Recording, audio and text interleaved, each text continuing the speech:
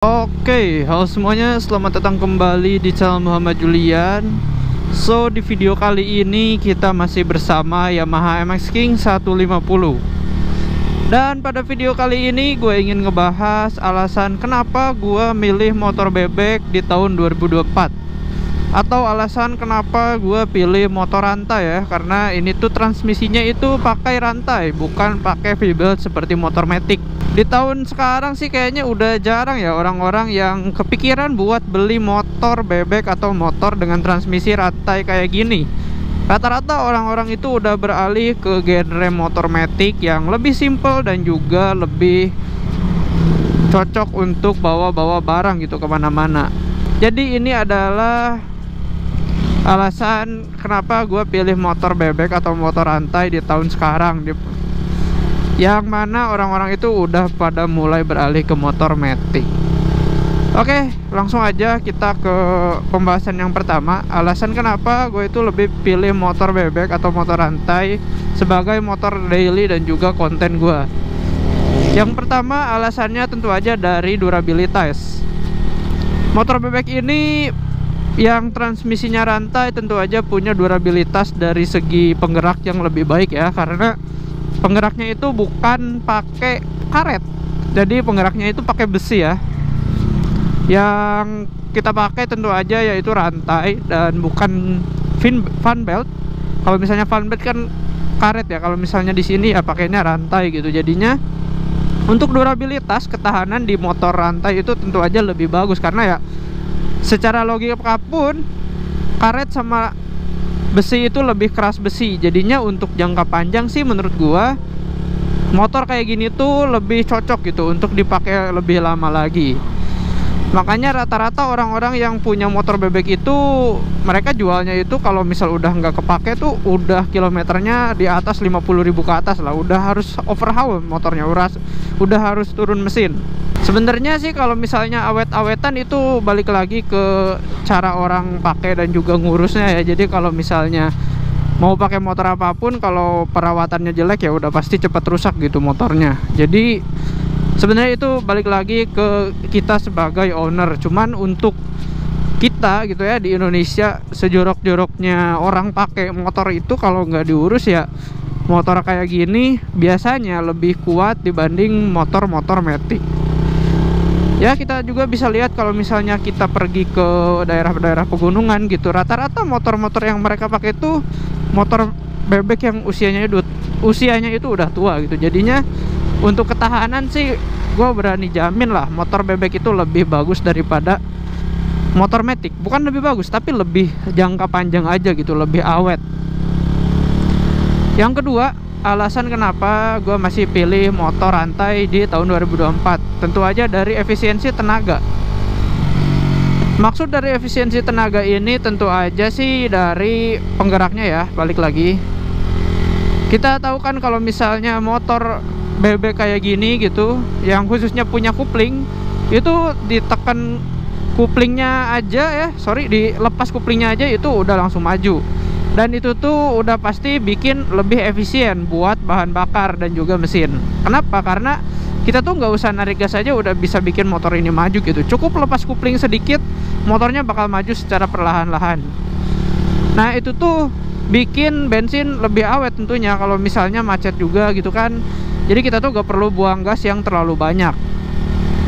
Selain daripada itu sih, kalau buat efisiensi BBM ya, si motor yang pakai penggerak rantai punya delay yang lebih sedikit dibanding motor dengan transmisi otomatis. Karena dari segi penggeraknya aja itu udah bisa dibilang lebih rapat lah ya untuk si latensinya daripada motor-motor Matic.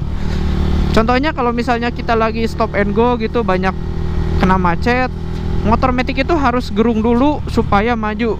RPM-nya itu harus lebih tinggi lagi gitu daripada motor-motor dengan penggerak rantai. Nah itu tuh bikin si motor bebek ini punya kelebihan di bagian efisiensi dayanya, alias efisiensi BBM-nya gitu. Jadi bisa dibilang motor bebek ini lebih irit dari konsumsi BBM.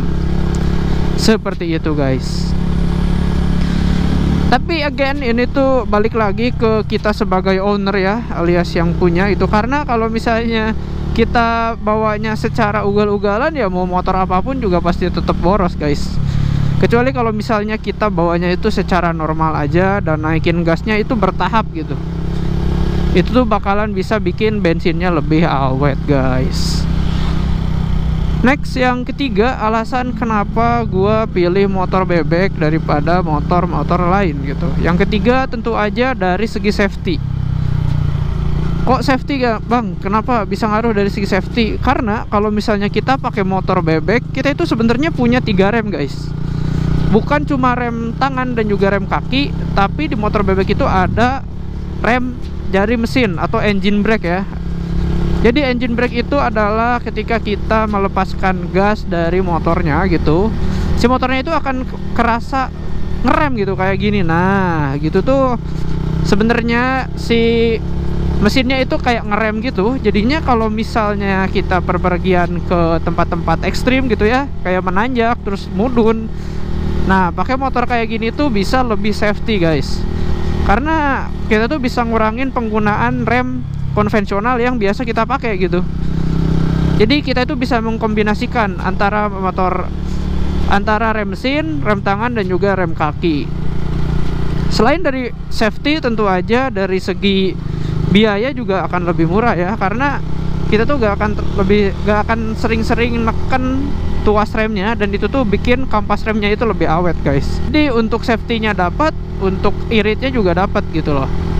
Sebenarnya di motor matic juga ada rem engine brake gitu ya, tapi kerasanya tuh kayak kecil banget gitu loh. Jadinya tetap kita tuh harus bergantung ke rem tangan dan juga rem kaki guys. Sorry, kalau di matic itu rem tangan semua ya.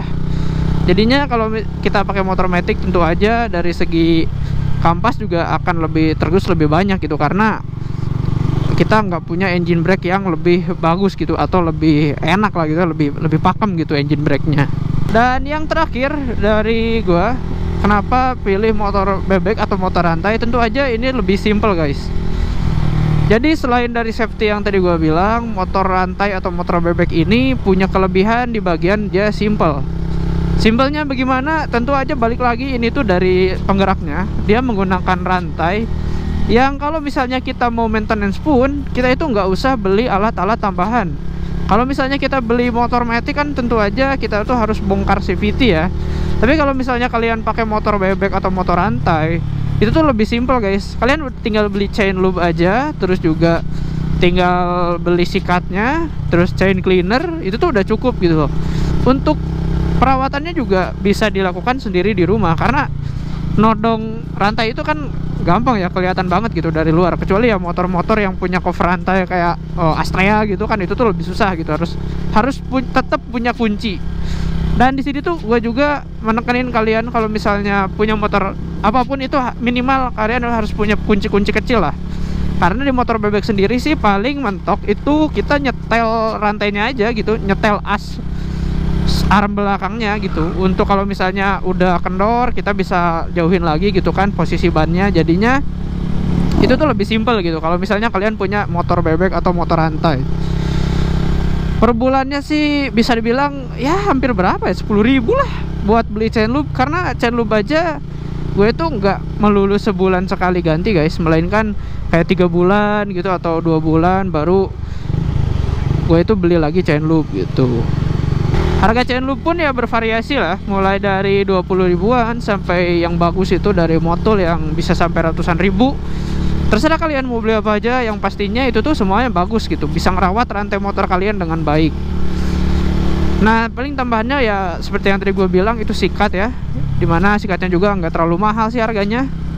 Terus kunci-kunci kecil yang kalau misalnya kita mau nyetel rantai itu lebih gampang guys. Sisanya kayak ya oli, mandiin motor ya itu standar-standar aja gitu. Semua motor juga sama, makanya kenapa di motor bebek atau motor rantai itu lebih simple guys. Kita tuh gak perlu buang bensin malahan ya. Kalau misalnya kita pakai motor matic kan kita harus bersihinnya pakai bensin, kalau enggak pakai sunlight gitu buat bersihin CVT. Tapi di motor rantai itu tidak perlu gitu. Kalian cukup beli chain lube aja itu sudah cukup banget gitu kan. Ya seperti itu guys, menurut gua alasan kenapa gue itu lebih pilih motor rantai atau motor bebek ya di tahun 2024 gitu. Jadi kalau misalnya gue simpulin dari poin-poin semuanya gitu, dua hal yang paling penting di motor ini adalah safety dan juga iritnya. Safety-nya dapat, iritnya dapat, performanya juga dapat guys, sorry ya. Jadi di performa itu kita punya latensi yang lebih kecil dibandingkan motor matic ketika kita ngegasnya gitulah. Jadi menurut gue sih kalau misalnya kalian pakai harian motornya, terus kalian jarang bawa barang yang banyak dan juga punya jarak yang lumayan jauh, menurut gua beli motor bebek kayak gini tuh lebih worth it dibanding beli motor matic.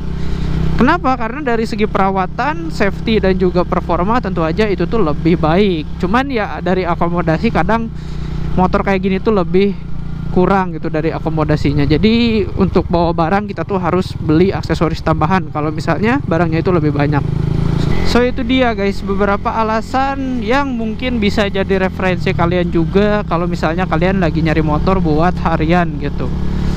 Again, sekali lagi gua tekankan kalau misalnya ini tuh hanya sebagai referensi ya. Mungkin siapa tahu kalian juga dapat informasi tambahan seenggaknya. Tapi semuanya kembali lagi kepada kalian gitu, yang punya uang dan yang mau beli motornya gitu. Di sini gue cuman sebagai pemberi informasi tambahan doang. Kalau misalnya kalian mungkin mau nyari motor gitu kan, terus bingung juga plus minusnya apa aja, ya itu dia tadi guys. Kalau misalnya kalian punya motor bebek. Oke, mungkin cukup sekian dulu guys untuk video kali ini. Seperti biasa, terima kasih yang udah nonton sampai akhir.